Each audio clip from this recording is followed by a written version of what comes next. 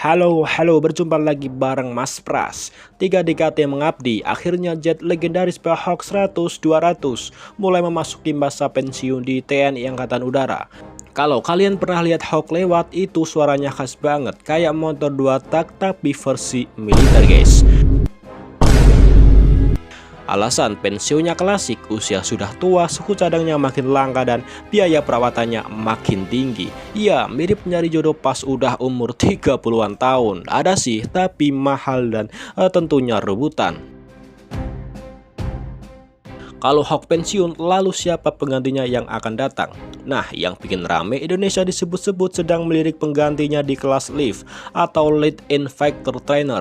Salah satu kandidat yang paling sering disebutkan adalah Leonardo M346 versi tempur, yaitu M346FA atau M346F. Isunya jumlahnya bisa sekitar 24 unit, bahkan ada rumor lebih. Tapi ingat ya, selama belum ada rilis resmi dari Kemhan atau TNI AU, ini masih ranah spekulasi guys. Mari kita bahas teknologinya aja dulu biar tetap sehat dan nggak jadi akun katanya. Mari kita intip spesifikasi dari M346. 1. Mesin twin engine. M346 ini pakai dua mesin Honeywell F124CA200. Dua mesin itu penting banget buat pesawat latih tempur. Kenapa? Kalau satu mesin bermasalah, pilot masih punya cadangan satunya. Jadi nggak perlu turun di sawah terus dorong pesawatnya. Itu bukan pesawat kertas bos. 2. Kecepatan dan performa. M346 bukanlah jet supersonic full, tapi dia kencang untuk kelas Lift. Kecepatannya mendekati transonic atau sekitar Mach 0,9. Ketinggian operasional sekitar 13 hingga 14 km, kurang lebih 45.000 kaki. Dan untuk ferry rank bisa tembus hingga 2000-an kilometer lebih, tergantung konfigurasi dan tangki tambahan. 3. Radar dan avionics varian Vector. Yang bikin M346 varian tempur menarik adalah paket avioniknya.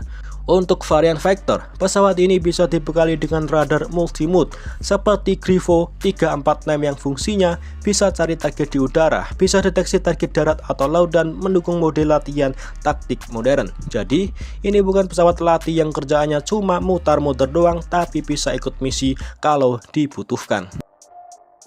4. Data link dan perang elektronik. Untuk sistem komunikasi tempur, varian ini berpotensi dibekali dengan data link taktis, misalnya link 16, tergantung paket dan integrasi. Kalau itu terjadi, maka M346 bisa berbagi data dengan radar darat, AWACS, bahkan kerja bareng jet tempur utama seperti Rafale TNI AU. Intinya bukan jagoan solo tapi bagian dari tim. Karena di perang modern yang paling kuat itu bukanlah yang paling kencang, tapi yang paling nyambung. 5. Cockpit full glass bukanlah jam dinding. Cockpitnya sudah full glass cockpit dengan display modern. Pilotnya nggak akan ketemu jarum jam analog jadulnya lagi. Ini udah kayak tablet. Bedanya kalau tablet lowbat paling mati. Kalau ini lowbat bisa bikin sejarah guys. Lalu kenapa M346 cocok jadi pengganti Hawk? M346 ini disebut sebagai Lift karena dia adalah jembatan teknologi dari pesawat latih dasar menuju jet tempur modern generasi keempat atau 4,5. Kenapa ini penting? Karena satu, transisi halus ke jet tempur modern.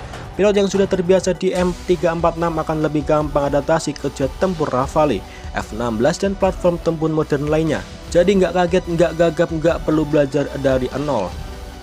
2. Bisa latih plus bisa tempur ringan. Pagi dipakai latihan, sore bisa patroli. Dia bisa bawa rudal udara ke udara jarak dekat kelas Sidewinder, bom pintar, roket, dan put senjata tertentu tergantung integrasi. Jadi fungsinya double, latih plus lag factor. 3. Lebih hemat daripada jet tempur berat. Ini salah satu alasan terbesarnya. Jam terbang M346 itu jauh lebih murah daripada memaksa Rafale dipakai latihan rutin tiap hari. Ibaratnya Rafale itu mobil sport, M346 itu mobil harian yang tetap kencang. Kamu nggak mungkin ke warung beli es teh pakai Lamborghini kan?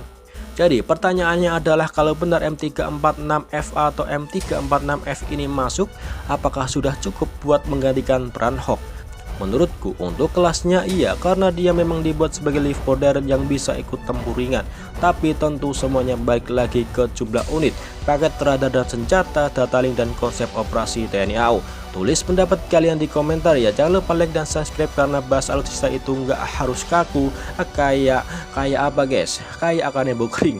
Sampai jumpa di video berikutnya.